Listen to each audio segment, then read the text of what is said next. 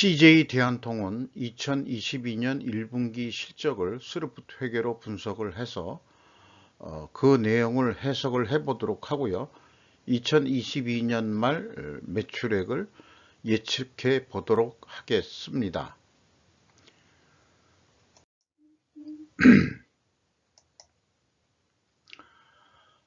최근 뉴스로 그 울산 제일신보에만 나와 있는 게 검색이 됐는데요. 5월 16일자 기사입니다. 울산 CJ 대한통운 택배 파업 갈등 후 폭풍이라는 제목인데요. 울주 한 대리점에서 공동 합의금 거부, 노조원의 계약 만료 통보했다. 그러니까 울주의 한 대리점이 공동 합의문을 본사 쪽에서 공동 합의한 합의를 거부한 노조원에게 계약 만료 통보. 계약 만료 통보란 게 이제 해고 통보한다는 얘기겠죠. 그래서 부당 해고 맞서다 경찰 동원이 돼서 노조 지부장 등 10명이 체포됐다. 노조는 편파적 법 집행이다. 경찰은 계약 해지 법원 등서 가려야, 이런 입장이라고 그 소제목으로 나와 있습니다. 그런데 이 뉴스를 보면서 제가 느끼는 것은 울산경찰처럼 서울경찰은 불법 파업 및 농성에 적극 대응할 수 없었나 하는 아쉬움이 좀 있습니다. 과연 그 노조가 파업할 만한 명분이 있었던 것이고, 또한 CJ 대한통운 본사 건물까지 점거하는 사태까지 일으킨 정당성이 확보될 수 있겠냐? 물론 이제 그 허가되지 않은 집회는 불법이겠죠. 그러니까 본사 건물 점거는 분명히 그 불법이었을 겁니다. 불법에 대해서는 경찰이 대응을 해야 되는데 서울 쪽에서는 그게 대응이 없었죠. 그게 지금 제 기억으로는 대선 전에 있었던 건데, 대선이 일어나면서 그 스물상 뉴스에서 없어졌어요. 어떻게 합의를 한 건지. 합의를 했으니까 이제 이런 뉴스도 나왔겠죠. 그래서 노조가 합의했으면은 그냥 넘어가지, 뭘 또 거부해가지고 또 파업을 그 울주군에서, 울주라는 얘기인데요. 울산도 아니고. 그래가지고 또 해고까지 당하는지 잘 모르겠습니다. 그것도 그 실적을 분석해 가면서 같이 좀 더 거론을 해 보는 것으로 해 보죠. 주가가 그 13만 1,500원으로 상승을 했습니다. 2021년 말보다는 5,500원 상승을 했는데요. 장부 가격 대비 그 76% 선밖에는 되지 않습니다. 그만큼 시중에서 그 가치를 낮게 평가받고 있다, 이런 얘기가 되겠죠. 5% 이상 주주명을 보면은 CJ제일제당이 40.16%, 국민연금공단이 8.14%, 네이버가 들어와 있네요. 7.85%. 그리고 외국인이 18.58%를 소유하고 있는데, CT그룹이 그 제일 많이 가지고 있는 것으로 그렇게 네이버 그 주식 그 데이터에 그렇게 나와 있습니다.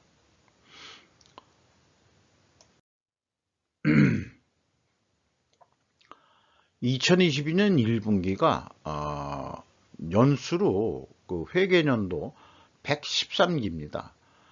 이걸 그 계산해 보니까 회사 창립일이 1909년으로 산출이 되더라고요. 그러면 이게 1909년이 그 우리나라가 합방된 날 아닙니까? 그 일본하고. 우리는 요즘에 강점기라고 그 표현을 전 정권에서 쓰고 있는데, 뭐 한마디로 그 국제 역사에서 쓸 때처럼 그냥 식민 통치라 그러면 그러지, 강점기라는 말은 또 왜 들고 나와서 조금 더 그렇게 얘기를 하는지. 영국 보고서 강점했다 이렇게 얘기를 하나요?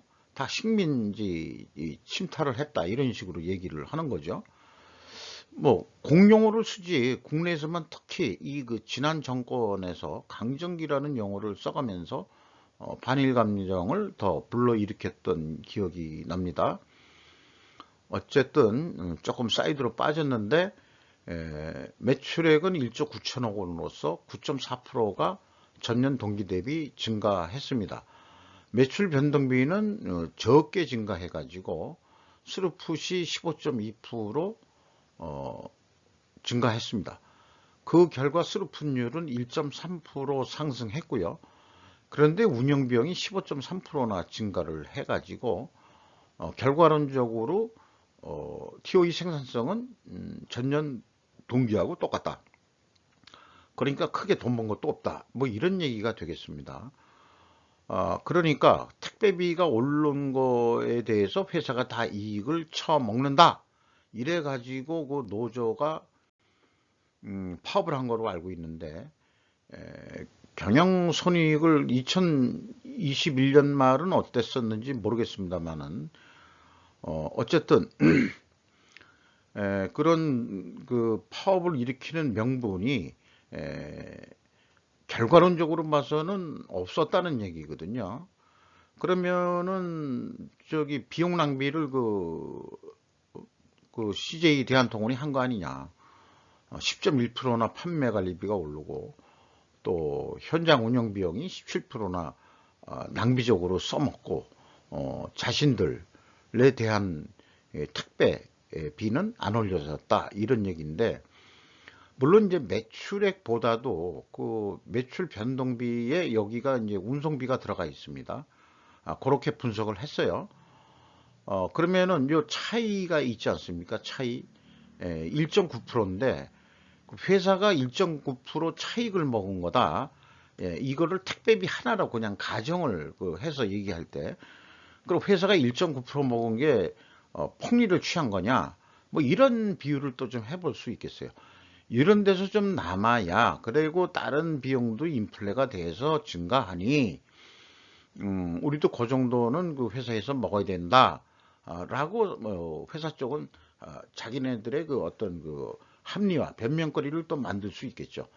그러나 또 노조 입장에서는 아니다, 우리 그 실제 수익이 떨어졌다, 뭐 이런 입장이었을 것 같습니다.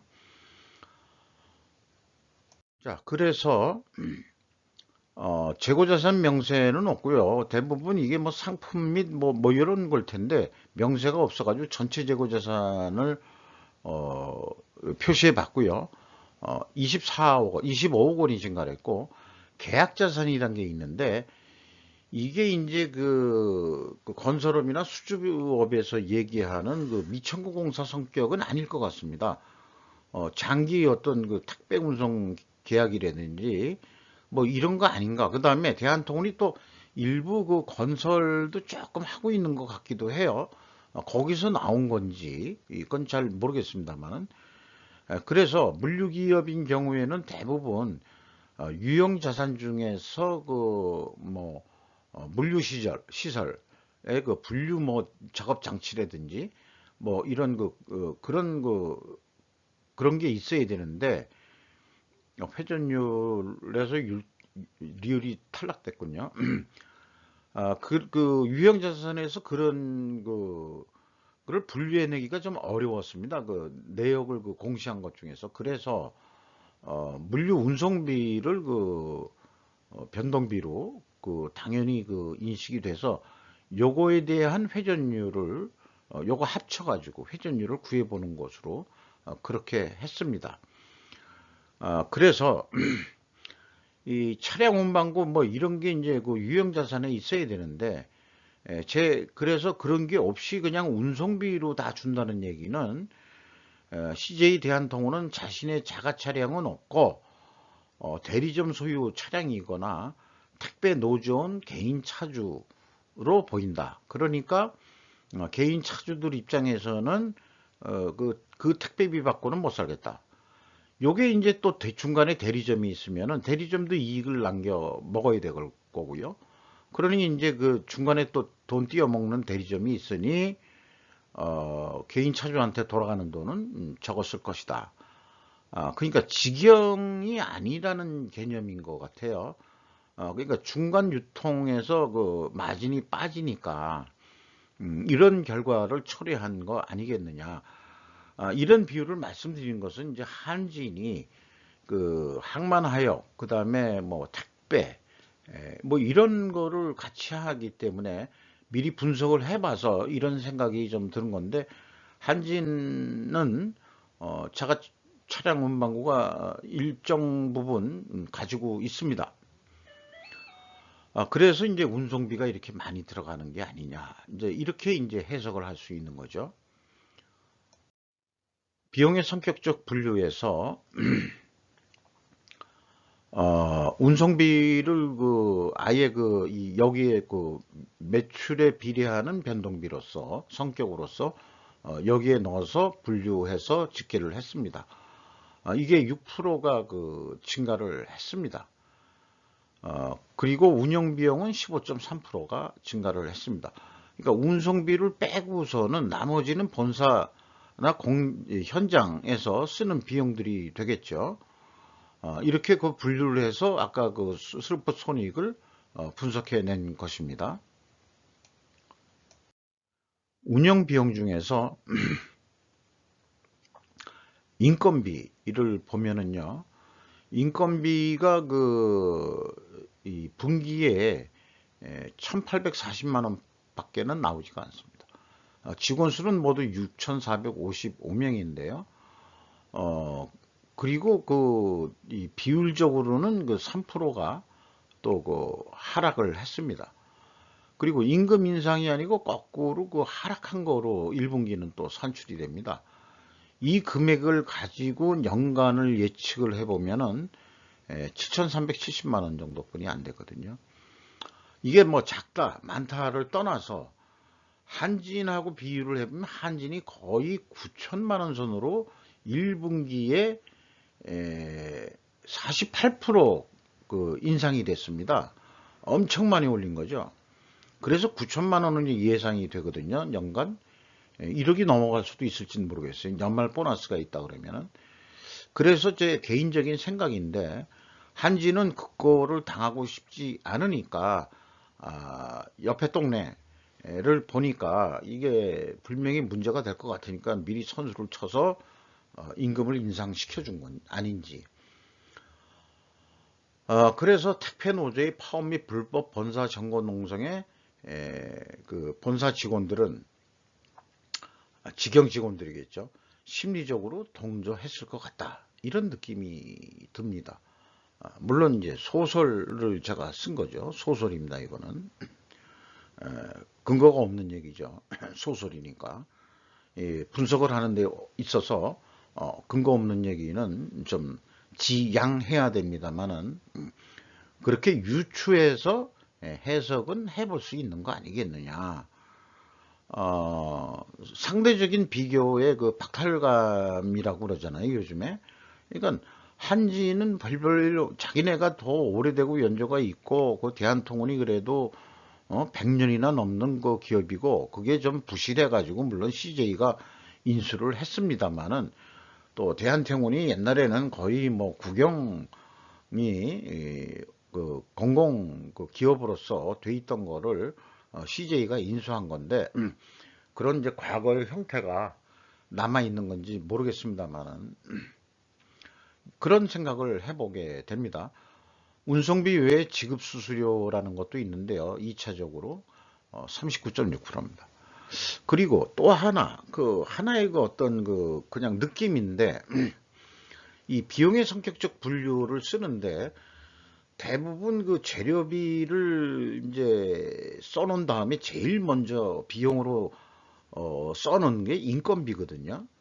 인건비인데 이 대한통운은 인건비가 저 밑에가 있어요. 조금 더 밑에. 그러니까 그 감가상각비 뭐 이런 것만 먼저 쓰고 그다음에 인건비는 나중에 쓰거든요. 요건 곤란하지 않냐. 이 사고방식이 이제 문제다 이거죠. 사고방식. 재료비는 어차피 영업하기 위해서 들어가는 거니까 1순위로 그거는 이제 일반적으로 표현을 하거든요. 그런데 그 다음에 이제 나오는 것이 이제 인건비에 되는데, 비용의 상객적 분류 그 데이터를 보면은, 인건비가, 그 서열이 좀 밀려 있습니다. 이것은, 좀 곤란한 사고방식 같다. 그 높은 데서 그런 사고방식을 가지고 있으니, 그런 식으로 인건비를 밑에다가 깔아놓는 거 아니냐. 이런 또 생각을 해보게 됩니다. 요것도 심리적인 그냥 소설입니다. 네. 이렇게 말씀드리고 넘어가서 일부는 노조 파업도 뭐 불러일으킨 것도 뭔가 본사도 책임이 없다고 얘기할 수 없다 하는 느낌이 있다는 얘기죠. 가공 비율을 보면은 1%가 그 이거는 현장 운영 비용이라고 얘기를 해야 되겠죠. 1%, 0.5% 증가했습니다. 상대적으로 이제 그 매출 변동비는 0.5% 하락했습니다. 그리고 그 차액이 있는데 이게 계약자산 차액으로 나타납니다. 그래서 재고자산 회계 투명성 2단계로서 1번 그 가공비 배부 재고자산 증감액과 회사의 그 비성분 재고자산의 변동액을 차액이 202억 원이 나오는데 이게 바로 계약자산의 증감액이 되겠습니다. 이 택배 쪽의 계약자산은 아닌 것 같고 건설 부분 쪽 같기도 하고 만약에 그 택배 부분 쪽의 계약자산이면은 고정계약을 체결한 것을 어느 정도 그 진행해서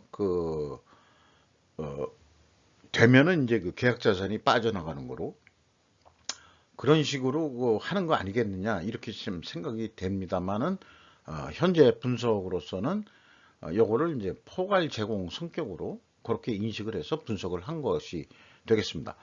세 번째가 이제 현금 흐름표인데요. 그 분기 보고서에 대한 통호는 그 현금 흐름표 주석을 뺐습니다. 그래서 그 금액을 알 수가 없습니다. 이 정도 규모 회사라면은 현금 흐름표 주석은 나와줘야 되는데 또 왜 그런 거가 분기보고서에는 의무사항이 아닌지 왜 안 알려주는지 그게 또 의문스럽습니다. 경영평가 지표로 와서요. 어, 물류 회전율이 1.3으로 동일하고요. 그 다음에 TOE 생산성도 동일합니다. 그러니까 전년도 실적하고 성과적으로 크게 나아진 건 없다. 최종 결론적으로는. 그런데 이제 아까 얘기한 대로 스르픈율만 1.3% 증가했었다 이런 얘기죠. 그 증가한 부분이 이제 판매 관리비나 기타 운영 비용이 상승하는 바람에 증가하는 바람에 뭐 별별 그 생산성은 1.09로 똑같이 나온다 이런 얘기가 되겠습니다. 그래서 그 아까 한 얘기를 다시 말로 정리해 보면은 택배 노조의 요구는 한마디로 스르픈율을 더 적게 먹고 운송비를 올려달라는 얘기로 들린다. 그게 지금 1, 4분기에는 반영이 안 됐다면은 그 합의된 어떤 택배비가 2, 4분기 해서 상반기 결산은 어떻게 나올지 매우 궁금해집니다. 경유 가격이 또 너무 뛰어가지고 인상해 달라는 얘기는 어찌 보면은 당연했을 수도 있겠다. 그런 생각이 들어갑니다.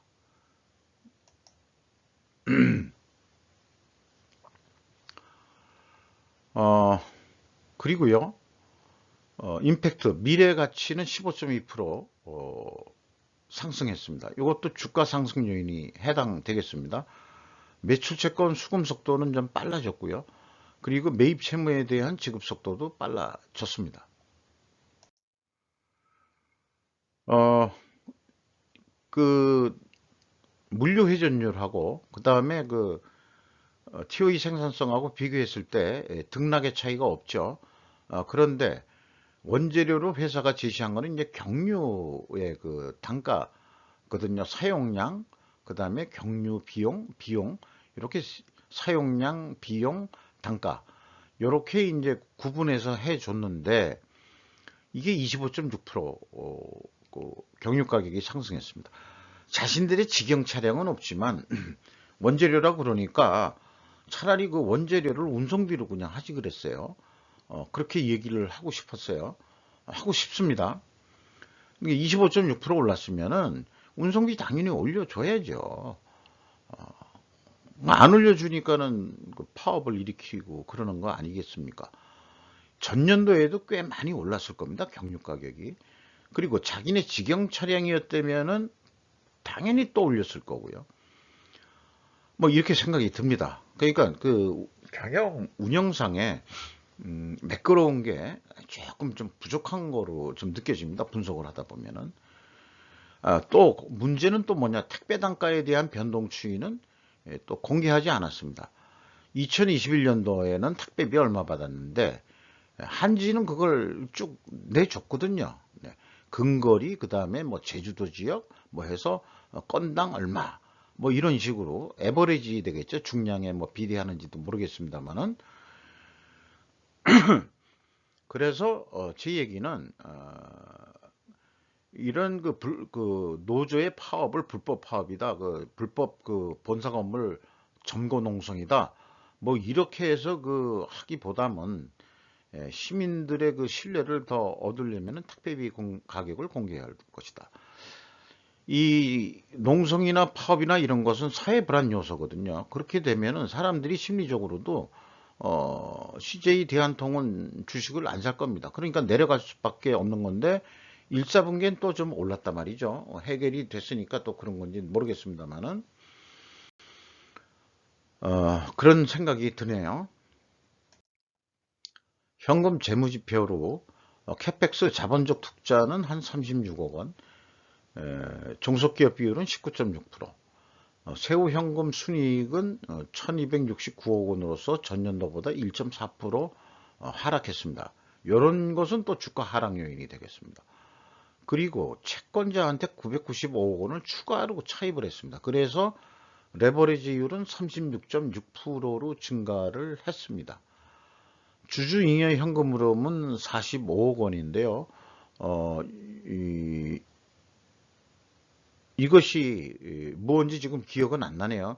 이익 배당률로 본다 그러면 너무 그 미비한 상황이고요. 그렇습니다.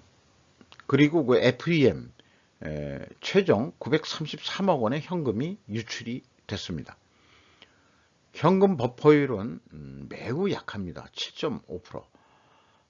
제조업인 경우에는 50%를 안정선으로 하고 있는데 이 매출채권 수급률하고 이걸 연계해서 생각해 보면은 매출채권 수급률이 좀 늦은 편이면은 더 많이 가지고 있어야 되거든요. 근데 이제 현금 그 가용성이 좀 많이 떨어진다 이렇게 볼 수 있겠습니다. 이익잉여금률이 100 몇 년 된 회사로 봤을 때는 너무나 그 형편없는 이익잉여금률을 가지고 있습니다. 20.7%가 되겠습니다. 이렇게 해서